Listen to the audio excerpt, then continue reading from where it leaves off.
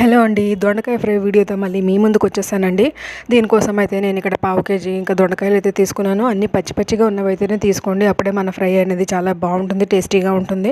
పండినవి అయితే మాత్రం తీసి పక్కన పెట్టేయండి, అవి మాత్రం కర్రీలో కలపకండి, దానివల్ల మనకి టేస్ట్ అంతగా బాగోదండి. సో అన్నీ పచ్చిగా ఉన్నవి తీసుకొని ఇలా చూపించిన విధంగా చక్రాలాగా గుండ్రంగా అయితే కట్ చేసుకోవాలండి. కట్ చేసుకొని చిన్న మంట మీద అయితే మనం ఈ కర్రీ అంతా చేయాలండి. కాస్త నిదానంగానే చేయాలి, నిదానంగా ఓపికగా అయితే చేయాలి. ఈ రెసిపీ క్లారిటీగా అయితే మన ఛానల్లో అప్లోడ్ చేశానండి. మీరు ట్రై చేసి మీకు ఎలా కుదిరింది అన్నది కామెంట్ సెక్షన్లో నాతో షేర్ చేయండి. నా ఛానల్ని సబ్స్క్రైబ్ చేయని వాళ్ళైతే సబ్స్క్రైబ్ చేయండి. అలాగే నా వీడియోస్ మీకు నచ్చినట్లయితే లైక్ చేయండి. మీరు లైక్ కొట్టినట్టయితే నాకు ఏదో ఎంకరేజ్మెంట్గా ఉంటుందండి. మరిన్ని మంచి వీడియోస్ అయితే అప్లోడ్ చేయాలన్న ఉత్సాహం అయితే నాకు వస్తుంది. సో ఫైనల్గా ఈ కర్రీ అయితే రెడీ అయిపోయిందండి. రైస్తో తింటే ఈ కర్రీ అయితే చాలా బాగుంటుందండి, టేస్టీగా ఉంటుంది. ఖచ్చితంగా ట్రై చేసి మీకు ఎలా వచ్చిందన్నది నాతో షేర్ చేయండి.